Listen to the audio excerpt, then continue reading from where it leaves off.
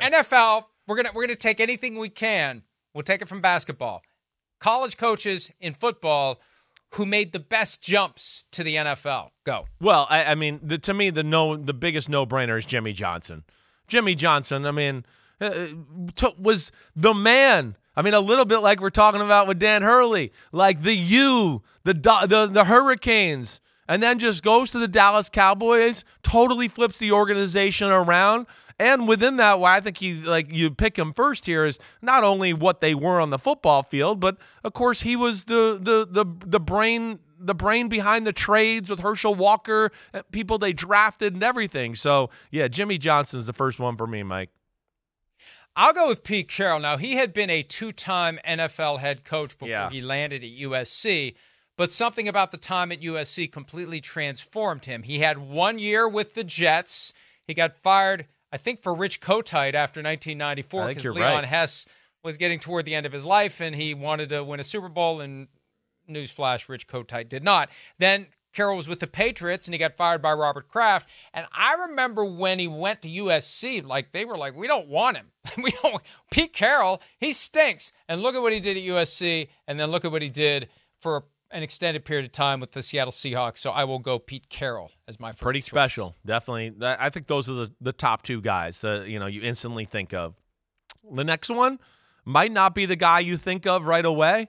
Right? But I am one of the most underappreciated, under-the-radar greatest coaches in football history that no one talks about enough. Tom Coughlin. I'm going to go Tom Coughlin. Yeah, it was a little bit more of that, assistant in the NFL. Wait, I can't become a head coach. All right, I'll go to Boston College.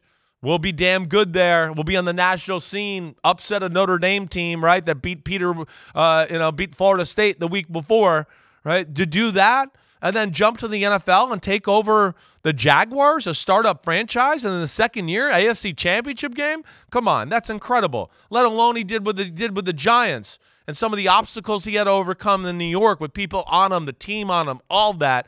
And they beat nobody's supposed to beat Tom Brady, the New England Patriots, twice in the Super Bowl. Come on, that's amazing. Tom Coughlin does not get enough respect for what he did. I'm going to go in a far different direction because I did a little research during the last commercial break. Oh, okay, fancy guy. I did not realize that the legendary Paul Brown was the coach at Ohio State before he was the coach of the Cleveland Browns, and then would go on to basically start up the Cincinnati Bengals after his time with the Browns ended. So talk about a fixture in Ohio, not just the two pro teams. He had been a coach at Ohio State before he became one of the great offensive masterminds, one of the guys who helped transform offensive football as it got more and more modernized into the 60s, 70s, 80s, and beyond. So Paul Brown, I didn't know he was a college coach. I'm disappointed in you, honestly. You run a football website and you didn't know that. I'm just disappointed. Damn, you're fired. Not a lot of Paul Brown stories about his time at Ohio State from 1941 to 1943, just before he was the head coach of the Great Lakes Navy team during World War II. Wow, I did that. That is one I haven't heard of that team, the Great Lakes Navy team, but I did know he was at Ohio State. I did know that. Yeah. All right, let's take a break. We got one more pick each next here on this Monday edition of PFT Live.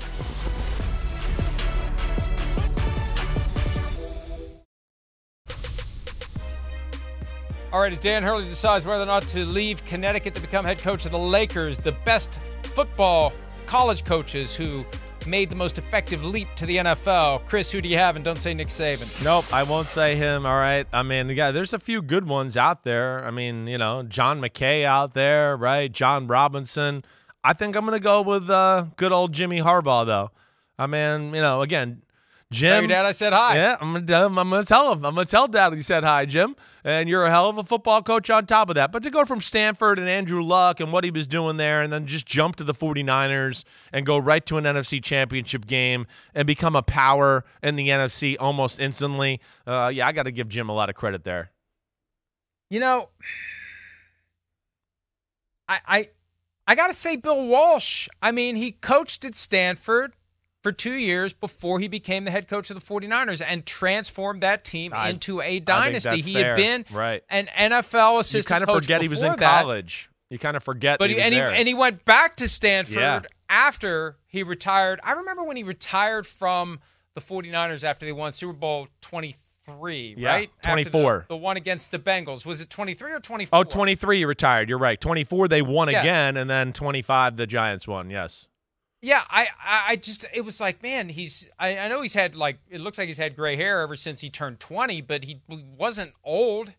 I was surprised he retired when he did, and I felt like he could have kept going and going and going. But, yeah, Stanford for 2 years and then ended up back at Stanford for 3 years, a few years after he retired as head coach of the 49ers. Yeah. Anybody else on your honorable mention list? Barry Switzer, right? I mean, that's another one. Gene Stallings didn't have anything like you can talk about in the NFL, but he was okay with what he did with the Cardinals and all that, leaving Alabama. That was on the short list as well. But I think we hit the main ones all together. Oh. I think John McKay is the one that is interesting that maybe we didn't put on this list here. Well, his Buccaneers were so bad at first, but by year 4, he got them to the NFC Championship game. Another guy who was the head coach at Stanford, who did pretty well in the National Football League, a former 49ers assistant as well, Dennis Green. Yeah, that's right. That's another good one. And at Stanford before his run at Minnesota. That's it for today. Have a good Monday. See ya. Tomorrow. Hi, it's Mike Florio. Thanks for watching PFT on YouTube. Hit subscribe for the latest news and analysis from Pro Football Talk.